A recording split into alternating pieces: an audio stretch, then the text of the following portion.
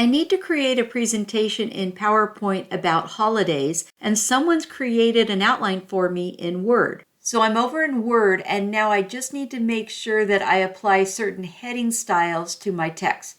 I'll select this first line and make it heading 1. Anything marked as heading 1 will be a new slide in PowerPoint. Then I'll select these two lines and I'll mark them as heading 2 because I want them to be subtitles on the slide. I want federal holidays to be a new slide, so I'll mark it as heading 1. Then I'll select New Year's Day and mark it as heading 2. And then these next 3 lines I want to be bulleted items, so I'll mark them as heading 3. I've gone ahead and formatted the rest of this document.